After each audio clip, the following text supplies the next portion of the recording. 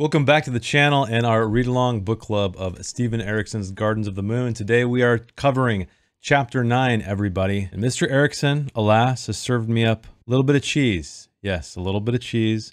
We'll get into it when we get into it. So let us begin with Chapter 9. We are reading a very short passage from Mr. Tok the Younger, who we haven't seen in some time, but we have read some of his other passages. So, have you seen the one who stands apart, cursed in a ritual, sealing his kind beyond death, the host, amassed and whirling like a plague of pollen? He stands apart, the first among all ever veiled in time, yet outcast and alone, Etalon Imas wandering like a seed unfallen. And in fact, we do get to meet one of these creatures. So, Lay of Onos Tulan, Tok the Younger, and that is the individual we get to meet. I mean, if you can consider them an individual, I'm not quite sure. They are some kind of strange creature, which we get a very vivid description of, so I will talk about that, of course. So begin with, Tok the Younger leaned forward in his saddle and spat. It was his third day out from Pale, and he longed for the city's high walls around him. And we see that he's on this, the Rivi Plain, and is stretching out on all sides, cloaked in yellow grass that rippled in the afternoon wind, but otherwise featureless. We also learn that he's missing an eyeball because he is scratching the edges of a wound that had taken his left eye. And he comes upon the remnants of a battle, the aftermath of a battle. And Tok's single eye widened. It seemed he wasn't so alone after all. And all at once he identified that strangeness he felt. Magic. It had been unleashed here. He approaches these bodies, and they number 12 in all. 8 were the uniforms of the Malazan Marines, but these weren't average soldiers. His gaze narrowed on the silver sigils on their helmets. Jakatakan, he said. The elites, which I don't believe we've heard that word before, but now we know they are the elites with a little accent over the E for some reason.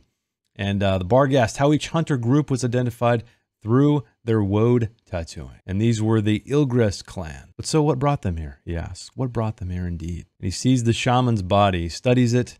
It's been killed by a sword, by a wound in the throat, and we do know what the sword is. We do know it has a name, in fact. But he moves on to find out what is going on. He is on the trail of someone we are about to meet. The lone hill that rose up before Adjunct Lorn was not a natural one. We haven't heard of Adjunct or heard from Adjunct in some time, and I enjoy that we're getting back to these characters we've left behind, with the exception of Mr. Perrin and maybe Tattersail, because therein lies some serious cheese. But we will talk about it when we get there. So she turns to the 2 exhausted Marines she's with, stumbling in her wake. We'll make our stand here. You with the crossbow, I want you lying up top. And these soldiers are not looking too good. So one of them, he'd taken a lance barb in his left shoulder, and the blood still flowed profusely down the front of his breastplate. And they battle a bit. They battle with these Barghasts. But then what happens? Now she thought the only thing left to do is die. She rolls onto her back. And Lauren was in a good position to see the skeletal hand bursting from the earth beneath the Barghast. And this hand grasps the shin of this Barghast, pulls him down, thrusts the sword up, and impales him, jamming against his hip bone and lifting him from the ground. His dying shriek is rising skyward. And she identified the thundering sound as the beat of hooves and turned in the direction from which they came, a Malazan. But now we get a description of this creature, at least we begin to. It was cloaked in rotting furs and soon stood over the warrior's body, one leg still clutched in its hand. The other hand gripped the sword, which had been pushed the length of the Barghast's body, the point emerging from his neck. And it turns to her, its face hidden in shadow beneath the yellowed bone shelf of a helmet. The helmet she saw was the skull cap of some horned beast, the horn broken off at its base. And this is when we see Tok approach. His lone eye glanced across Lorn, and seemingly satisfied that her wound was not mortal, fixed on the massive but squat creature facing them. Hood's breath, Etalon Imas. And this is where we get the relatively vivid description. So, not much left of it, he concluded. Despite the sorcery, 300,000 years had taken their toll. The skin that stretched across the squat man's robust bones was a shiny nut brown in color. The texture of leather, whatever flesh it had once covered, had contracted to thin strips, and consistency of oak roots such muscles showed through torn patches here and there. So it's kind of an undead looking thing. It's kind of skeletal. I did look up some imagery on the internet. I wasn't really satisfied with what I saw, but it appears to be some kind of skeletal warrior, at least by the description. And the name of this character is Onos Tulan, once of the Tared clan of the Logros Tulan. He was burst in the autumn of the bleak year, the ninth son to the clan wedded as warrior in the Sixth Jagut War. There's a lot of expository stuff in this chapter. I was a little bit lost, falling asleep a little bit, but it's not quite here. It happens a little bit later in the chapter, even though, yes, there are snippets of exposition here. We also learned that Tok, he saved her with his amazing bow shot. And we also learned, but she does say that she knew his father, also a great bowman. She believes he's dead, but he responds with, "Not dead for sure," he interrupts, his tone tight and a single eye averting as he began removing the gauntlet from her hand, disappeared. So we may yet see Tok the Younger's father at some future point. And he starts questioning her about this Imas, and she responds with, they choose their own modes of travel, but he's an integral player in her mission. They start discussing Perrin's disappearance, which we know of. We were going to get to that very shortly. Not his disappearance, but where he is at the moment. And then an Otataril, a sword adjunct, the ore that kills magic. This is the sword she has, and the sword she allegedly ran through the throat of the shaman, the dead shaman that Tok found. She offers him a saddle to sit beside her, and he's a little bit taken aback when shared the saddle with the adjunct of the Empire. The notion was so absurd that he came near to laughing. "I can walk, adjunct," he said gruffly. And Onos Tulan the Amas, he informs them they're on the right path. They're heading toward Pale. Now we are back to Captain Perrin paced in the narrow room. This was madness. All he knew was that he was being hidden, but the only answers to his questions would come from the bedridden sorceress locked in some strange fever. And he's wondering about his sword, right? The sword that he killed this or wounded this hound in one single blow, and why it was so powerful. And he's also wondering, where is Whiskey Jack? Had the sergeant left without him? What would that do to Adjunct Lorne's plan? And Tattersail is sleeping, and Perrin has other plans, but he is interrupted when she awakens. "I heard the coin drop, Captain." "A coin?" he asked, his voice barely a whisper. "A spinning coin. The voices of the gods, dead men and women, howls of hounds, all pieces of my memory's torn tapestry." She's asking him how much he remembers, and this is the whole conversation about he was spared by a god. He should be dead, but he is here for some reason. He is being used, and I know we've covered that ground quite often. There's been hints at being used, at being pawned, so to speak. Perrin here is literally saying he is being used, confirming exactly what we thought. They talk about the twins. There were two of them, he recalls in conversation, though I was dead, I think. And of course, the god intervened. "I'm being used," he literally says. It's nothing new. Of course, it's nothing new. And the name, okay, here is the first heaping pile of cheese that Erikson has served me in this novel. Well, I shouldn't say it's the first time, but this is a big one. There's two big ones that happen in this chapter. This one is when she is asking the name of the sword, and I don't believe we ever learned the name of the sword. And what does Perrin say? Chance. Let that soak in a minute, folks. Let that soak in. Not only we're dealing with the Opon, the twins of chance, right? The flip of the coin, so to speak. He named his sword Chance. So yes, we are being served quite a bit of cheese here, unfortunately. This is treading into Sanderson territory for my liking. A little bit disappointed, but let us move on. We also learned that Hairlock was planning to kill the captain, but he is afraid of his sword called Chance because he saw what it did to this evil hound. And they continue talking about the situation, all of the people against them, including Hairlock. And then the scene ends. "This seems an unhappy army," Lawrence said, as they waited outside Pale's north gate. And there's also rumors of the bridge burners are going to be retired. People around here don't like that, says Tok the Younger. In true Malazan fashion, she starts to consider a lot of things we already know, so we get it repeated to us. And that's another thing that's interesting, is a lot of people found this book hard to follow.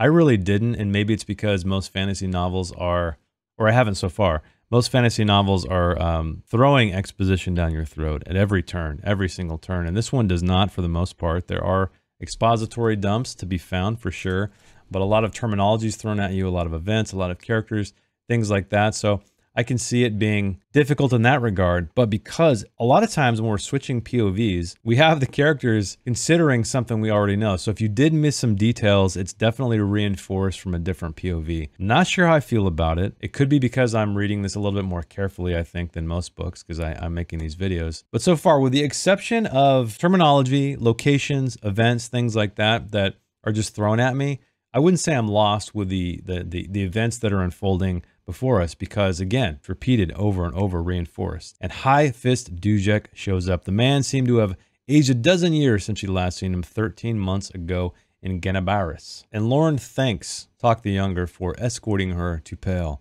kind of dismissing him eventually. But Dujek stops and says, no. This Claw, you want him to stick around. He is the one, which he says, if he's as good a Claw as he's a soldier, you do well to keep him alive. Meaning that his reputation as a soldier of the Second is the only thing preventing a knife across the throat. Meaning, get him out of Pale. And this is when we learn of the plan of the nobility are going to be culled by Tayschrenn. He wants to do it publicly. And we also learn on that note that there's been not one, not two, not three, but 4 in the last week attempts on High Fist Dujek's life. They also bring up the Maranthe briefly to ask if they have had any difficulty with him. And he says, funny you should ask. They're getting pretty high-minded about some things. I had a hard time getting Gold Legions, their elite warriors, to fight Caladan Brood. Seems they consider him too honorable to treat as an enemy. And Lauren responds with similar problems with the green and the blue in Genabaris. They're talking battle, they're talking Maranthe, they're talking legions and what's going on. But the last thing they mentioned before Tayschrenn shows up, she asks if there was a hound. And he says yes, that he wasn't here at the time, but he saw the mess the beast left behind. If not for Tattersail, it would have been for worse. And of course, this brings us back, well, this brings Lauren back. The glint of horror in Dujek's eyes into her mind returned the scene from the coast road west of Itko Khan 2 years ago. That's when we saw all of the horses, all of the soldiers just completely destroyed by some things with very long teeth, which we know are now these hounds. And we also discover a connection between Lauren and Tattersail. So she nods. Tattersail, was it possible? She would know when she saw the woman. She would know then. 9 years, she murmured, the mouse. She's kind of talking to herself at that point, but Dujek says, I beg your pardon. And she looks up to find Dujek before he offered her a goblet of wine. Nothing, she said, and accepted it. Thank you. And this takes us back to the very beginning of the book, the prologue. We have Perrin overlooking what's going on while Lauren is walking up. And there's all this wizard battle happening below. And we find out that Tattersail was a part of that a little bit later on. And here we go. Here is when, in strode, Tayschrenn, his face dark with fury as he confronted Dujek. And there's been a fire at the Hall of Records, which pisses him off because he's trying to round up all this nobility to publicly execute them, but because the census lists are there, he cannot find their names. They start arguing, throwing accusations, but what happens is we are linked back with Opan when Tayschrenn rises and he says, I peruse my deck of dragons nightly, and I'm certain that Opan has entered the world of mortal affairs. Tattersail's own reading did much to confirm my suspicions. And I also believe that somehow Whiskey Jack and Tattersail are in league with one another. Of course, they ask any word of what happened to Captain Perrin. We know all of this. We know all of this. And she asks of Tattersail, of course, and we know as well she is okay. But then after he leaves, Lauren sank into her chair and her mind traveled back 9 years to the sights and sounds experienced by a child. To a night, one particular night, in the Mouse, when every nightmare a young girl's imagination could hold became real. She remembered blood everywhere, and the empty faces of her mother, her father, and older brother, faces numbed by the realization that they'd been spared, that the blood wasn't their own. As the memories stalked once again through her mind, a name rode the winds rustling in the air, as if clawing through dead branches. Lauren's lips parted and she whispered, Tattersail. And as if she is cueing the scene break, we have another one where the sorceress had found the strength to leave her bed. And she now stood at the window, leaning with one hand against the frame for support, and looked down on a street crowded with military wagons. And she too, as she's looking down upon the street, she ponders. Soon Tattersail knew there'd be a culling of the nobility, a scourge that would raise the gallows the greediest, least liked nobles, and the executions would be public. Again, more reminders of what is to come. And she thinks of Whiskey Jack, a man pushed to the edge, or rather the edge of creeping on him on all sides, crumbling beliefs, failing of faith, leaving as his last claim to humanity his squad, a shrinking handful of the only people that mattered anymore. And of course, Quickband and Kalam seeking to take the responsibility from their sergeant's shoulders. That was a little bit of a tongue twister. And of course, sorry was another matter, and she found herself avoiding even thinking about that young woman. And that left Perrin. What to do about this captain? The moment the man was in her room, seated on the bed behind her and oiling his sword, chance. Perhaps it was that mystery, that uncertainty that made them attracted to one another. Ooh, the cheese. I smell the cheese coming, guys. Do you smell the cheese? Oh yeah, it's quite odoriferous. And Tattersail sighs. Hairlock had appeared this very morning, eager and agitated about something. The sorcerer suspected that Hairlock had found a trail, and it seemed it might take the puppet out of Pale and onto Darujistan. Tattersail whirled to Perrin, a visitor. She informs him that he's no longer visible, nor can anyone sense his presence, make no sound, and wait here. So he's invisible, soundless, sightless, everythingless. And it's a Marine. He says, High Fist Dujek is inquiring as to your health, sorceress. Because we know High Fist Dujek wants her to attend a supper this evening in the main building. We know High Mage Tashrin, a messenger named Talk the Younger, and Adjunct Lorn will be there. And then the 7th bell was ringing from some distant tower as Talk the Younger passed into the Empire headquarters. In the 7 cities, superstition held that loss of an eye was also the birth of inner sight. He'd been reminded of that belief at least a dozen times in the last couple of weeks. There had been no secret gift granted him in exchange for his eye. Flashes of searing light ripped through his mind every now and then, but he suspected that there was no more than a mystery of the last thing his eye had seen: fire. And all of these folks are gathering, getting ready for supper. Lorn is telling again of Talk the Younger's bravery with he loosed 4 arrows on the fly and brought down 4 Barghast. And Dujek reminds us again of his father. Your father was also in habit of surprising people. There's a man I miss. And Talk replies with, I too. And finally Tattersail shows up. And so we have her meeting Lorn, and she even says, we have met before, though I doubt you could remember. And when Tattersail says she thinks she would have remembered that, but she says, I think not. I was but 11 years old at the time. They burned the Mouse Quarter a week after you swept through it, Tattersail. Ooh, tensions are rising. Things are getting spicy in this room. And they were in Malas City awaiting their new commander when the Master of the Claw issued an edict against sorcery. They were sent into the old city, the Mouse, to cleanse it. They were,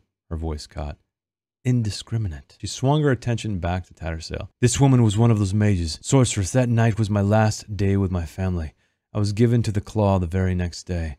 The news of my family's death was kept from me for many years. Yet, her words fell to whisper, I well remember that night. The blood, the screams. Getting a little melodramatic, honestly. Now, melodrama is a tricky thing to avoid because these characters are definitely feeling it, right? Lorn's family has been completely destroyed. It's a very tragic memory for her, of course. But because we don't really know Lorn very well, we don't really know Tattersail very well, it's difficult to feel this drama, at least for me. It feels a little bit melodramatic, and this entire scene, honestly, is pretty melodramatic. But alas, this is where we are, unfortunately. But they argue a little bit more about it and disclose even more information, and to just crank the melodrama up another notch, Tattersail says, I offer no defense and will accept my execution as a just penalty. Come on, come on. I wish High Fist Dujek would have laughed at this point because it does seem a little bit ridiculous. He's the one that stops everything. No, it is not acceptable. And they start accepting blame like they've all done bad things. Tashrin, Talk, Dujek, everybody has done bad stuff for the Empire. So we're all miserable together, right? Misery loves company, and that's where we end up in this scene here. But then things get even weirder. There's no need to have all this official, Tattersail said, her eyes on Lorn. I hereby challenge you to a duel. On my behalf, I shall employ all my magical skills in an effort to destroy you. You may defend with your sword, Adjunct.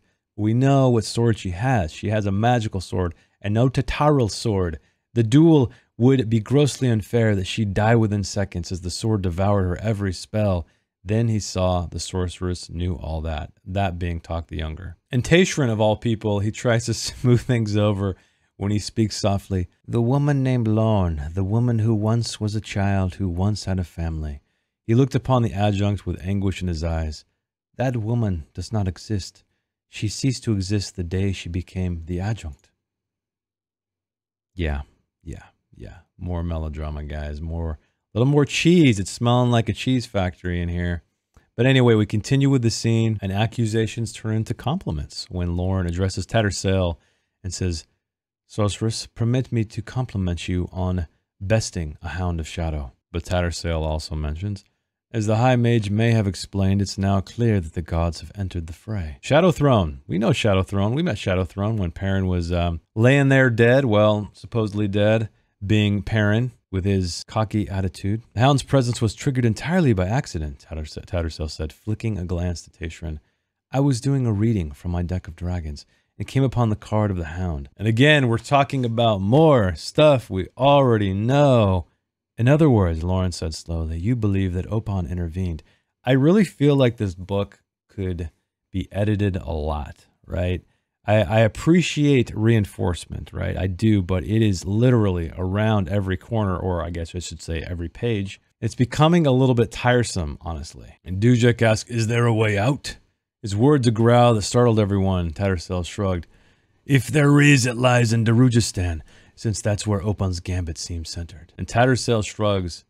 If there is, it lies in Darujistan, since that's where Opan's gambit seems centered. But the adjunct says Opan is not the first god seeking to manipulate the Malazan Empire. Tattersall, whatever your differences with the High Mage, it is necessary, no vital, that you work together in seeking to discover the details of Opan's intervention. And thus more or less ends that scene, and finally feeling lightheaded, Tattersall wobbled every now and then as she walked down the hall toward the door to her room. And she's thinking about her deeds that Lorne brought up, and she's reminded of a nameless veteran who said some wise words to her once. Should you ever outrun the guilt within your past, sorceress, you will have outrun your soul. When it finds you again, it will kill you. And then old Captain Perrin, he steps out from the bedroom, and he says, Airlock was here. He instructed me to give you a message. First, he was excited he knew the adjunct's arrival, and said she wasn't alone. He said that the dust walks around the adjunct, the dirt shifts beneath her boots, and the wind whispers of frost and fire. He said that the adjunct and her companion were leaving Pale soon, and that he intended to track them. We know what he's talking about. He's talking about the skeletal burrower creature, right? The Imas. I know something of the adjunct's mission, he said. I was to be your contact in Darujistan. And Tattersall's angry because she counters with, together you thought you'd be able to kill Whiskey Jack to cut down a squad from within. Perrin says, no! And he steps forward, and she, ready to fire her magic at him, and he freezes. Before you do anything, just hear me out. This has been the adjunct's personal mission. From the very start, 3 years ago I was stationed in Idkokan. One day every available soldier was mustered out and marched to a section of the coast road. What we saw there, Tattersall, you would not believe. And anyway, the adjunct determined that a girl had been possessed by a god. Which god? Come now, if you know the massacre, is it not hard to guess? The company was killed by Shadowhounds. Which god? Well, Shadowthrone comes to mind. I know of no other name for him, the patron of assassins, Shadowthrone's companion. Tattersall does not believe that their entire mission, or Lorne's entire mission, and Perrin's, I guess, was to find this single girl. And he says that's all he's aware of. And she also informs him of Hairlock's snide hints. She explained, I believe the mission was twofold. Kill Sari, yes, but also kill Whiskey Jack and his squad. The Talon would not be involved if her plan concerned just you. Her Otataro sword is sufficient to destroy Sari and possibly kill the rope as well, assuming that's who's possessing the girl. Tattersall says, I must go alone. I have to find Whiskey Jack, and if you're tagging along, then Lorne will find him too. I refuse to believe the adjunct presents any risk to the sergeant, Perrin said. Tell me, can you succeed in killing Sari, even with Quickben's help? And Tattersall responds with, I'm not sure I want to. It has to be Whiskey Jack's decision, Captain, and I don't think I can give any good reason for convincing you of that. I just feel it's right. You smell that? I think it's a cheese pizza. It's a rotten cheese pizza. And she says, Perrin, she said, it's not all bad. Despite all the distress between us, I'm feeling things for you. I haven't felt for anyone in, well, some time. I don't know what that's worth, Captain, but I'm glad I said it anyway. And then Perrin says, with a big stink of cheese, Tattersall, how thorough is your exhaustion? And she felt the heat in his words triggering a smoldering fire beneath her stomach, and her gaze slid away from the deck as she turned to face the captain. Though she voiced no reply to his question, her answer was clear. He took her hand, surprising her with such an innocent gesture. So young, she thought, and now he's leading me into the bedroom. She would have laughed if the act hadn't been so sweet. That's okay, Tattersall. I am laughing about this hilarious event. And then False Dawn played the eastern horizon as Adjunct Lorne guided her mount and pack horse out from Pale's east gate. And she's addressing her buddy, Onos Tulan. And he says, I will walk with you for a time. She asks, why were you selected to accompany me? In the lands west and north of 7 cities, I alone among my clan survived the 28th Jagut War. And this is when we get a lot of exposition from our little bone buddy here. As the Bonecasters and Ma Shamans, they stayed out of sight.